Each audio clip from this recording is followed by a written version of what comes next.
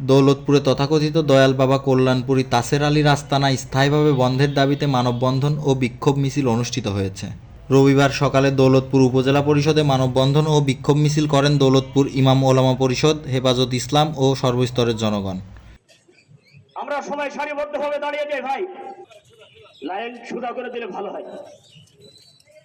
এ সময় বক্তব্য রাখেন দৌলতপুর থানা ওলামা পরিষদের সভাপতি মৌলানা ফারুক হোসেন সিরাজি, দৌলতপুর হেফাজতে ইসলামের সভাপতি মুফতি আশরাফ আলী, দৌলতপুর ওলামা পরিষদের সাধারণ সম্পাদক মৌলানা হাবিবুর রহমান, জেলা ওলামা পরিষদের সাধারণ সম্পাদক মৌলানা রফিকুল ইসলাম রাদবি ও দৌলতপুর ইমাম পরিষদের সভাপতি মৌলানা শামসুল হক।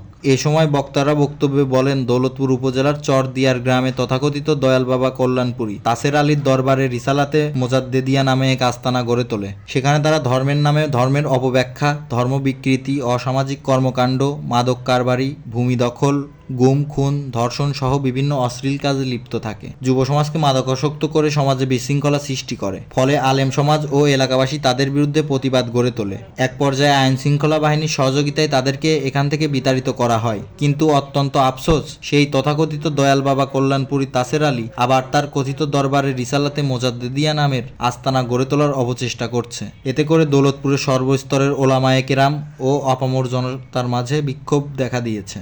এই পরিস্থিতিতে তার প্রত্যাবর্তন এলাকার শান্তি শৃঙ্খলার জন্য হুমকি হবে বলে মনে করেন তারা।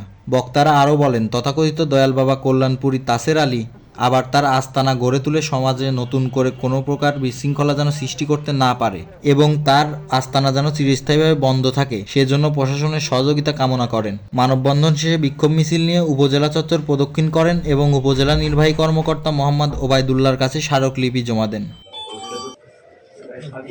রাকিবুজ্জামান তুষার, কুষ্টিয়ার সময়।